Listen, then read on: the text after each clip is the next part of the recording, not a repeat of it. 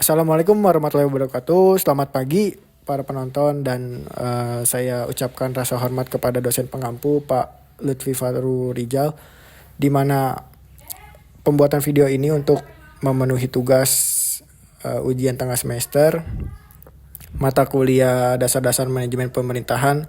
Di sini saya akan memaparkan suatu analisa menggunakan pendekatan analisis SWOT, di mana ada salah satu bagian dari pemerintahan yaitu ATR BPN, anggaran tata ruang dan agraria tata ruang dan Badan Pertanahan Nasional. ATR BPN yang dikenal pada masyarakat umum adalah suatu badan pemerintahan yang dimana mengatur suatu tindakan terkait pertanahan nasional, di mana skup dalam pemerintahan itu ada tingkatan pusat, wilayah, maupun ada tingkatan kabupaten yang dimana mengurus secara administrasi badan pertahanan milik perorangan atau individu secara resmi.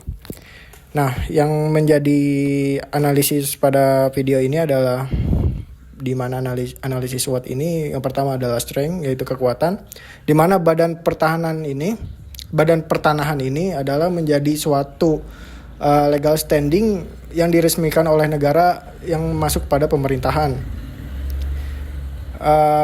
Kekuatan dari kementerian ini adalah mengatur gimana caranya suatu pertanahan ini tersusun secara sistematis dan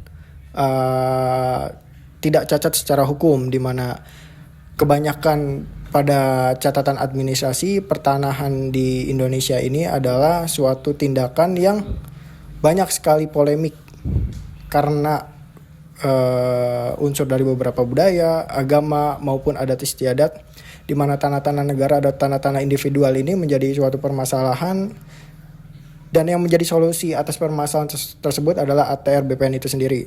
Itu adalah kekuatan dari ATR BPN. Yang kedua adalah weakness atau kelemahan. Kelemahan dari ATR BPN ini adalah terlalu banyak tindakan-tindakan yang dimana keberangkatan tindakan tersebut dari kepentingan ATR BPN itu sendiri. Jika dilihat lebih lanjut adalah tata kelola pertanahan.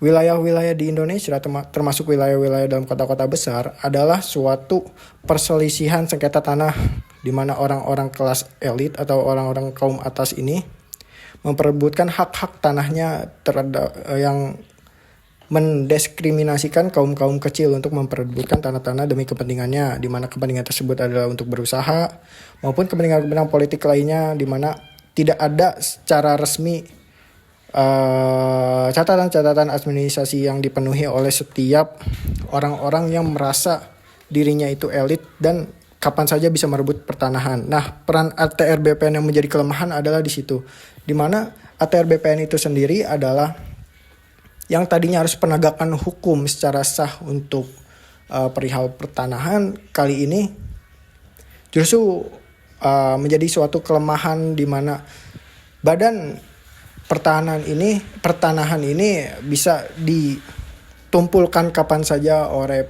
para elit atau kepentingan itu sendiri. Teruntuk kasus adalah kasus di mana pertanahan di Bekasi, ada salah satu keluarga yang merasa keberatan atau merasa tertindas, di mana tanahnya ini bisa direnggut kapan saja dan klasternya ini bisa direnggut kapan saja oleh pemerintah atas dasar kepentingan itu sendiri.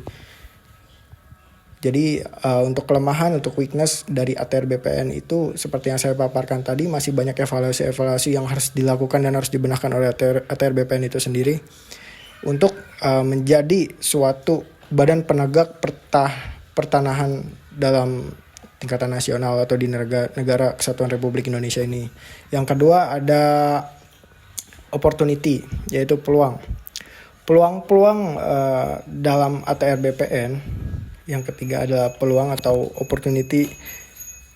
Peluang-peluang dalam ATR BPN ini sangat banyak sekali, di mana untuk para anggota-anggota yang masuk dalam ATR BPN ini adalah suatu filterisasi yang sangat-sangat ketat. Ada salah satu contoh adalah untuk memasuki ATR BPN ini harus masuk dalam calon pegawai negeri sipil. Peluang-peluang inilah yang menjadi bibit-bibit awal untuk tegaknya keadilan dalam ATR BPN itu sendiri, karena kita harus membangun gimana arahnya ATR BPN ini dari skup yang paling kecil menjadi skup yang paling besar. Dan suatu tindakan menuju peningkatan dalam taraf kualitas ATR BPN ini sangat ada pada bentuk peluang itu sendiri, di mana opportunity ini sangat penting dalam menjaga stabilitas negara dan pertanahan di Indonesia. Untuk sistem pertanahan di Indonesia ini lebih komprehensif terhadap catatan administrasi dan tidak cacat terhadap hukum. Itu peluang dari atau opportunity dari ATR BPN itu sendiri. Yang ketiga ada threat. Yang keempat ada threat, yaitu ancaman. Ancaman dari ATR BPN ini itu sebenarnya simple. Ancaman dari ATR BPN ini adalah politisasi itu sendiri. Gimana ancaman dari ATR BPN ini adalah melawan para elit dalam mengupayakan atau mendapatkan pertahanan untuk kepentingan mereka pribadi.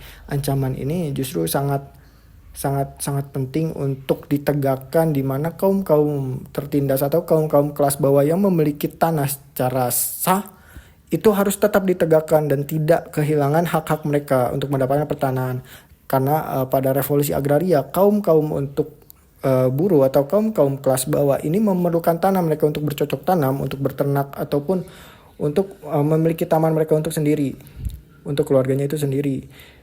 Jadi ketika ditarik pada masa kontemporer ini, pertahanan di Indonesia ini harus ditegakkan secara komprehensif. Jadi ancaman-ancaman terhadap kaum elit yang ingin memiliki tanah secara gampang, secara curang, maupun memakai keuangan atau penyogokan ataupun gratifikasi segala macam, itu harus tetap ditiadakan, harus tetap dirampas aset-aset mereka yang memiliki ancaman-ancaman tersebut. Karena kita harus memiliki payung hukum yang kuat terhadap undang-undang yang mengatur tentang pertahanan itu sendiri. Kita memiliki undang-undang dasar, kita memiliki undang-undang tentang pertahanan, kita memiliki undang-undang ATR BPN, kita memiliki peraturan pemerintah tentang ATR BPN. Itu harus tetap ditegakkan sesuai koridor yang ada, sesuai hukum yang bertindak secara sah dan kuat. Karena negara ini membutuhkan hukum yang selalu tajam ke atas dan tajam ke bawah, tidak tajam ke bawah tumpul ke atas. Begitu hasil presentasi dari saya. Kurang lebihnya mohon maaf. Bila ada kekurangan mohon dimaklumkan, karena kesempurnaan hanya milik Tuhan. Saya akhiri. Billahi taufiq wal hidayah. Wassalamualaikum warahmatullahi wabarakatuh. Selamat siang semuanya. Salam profesi hukum.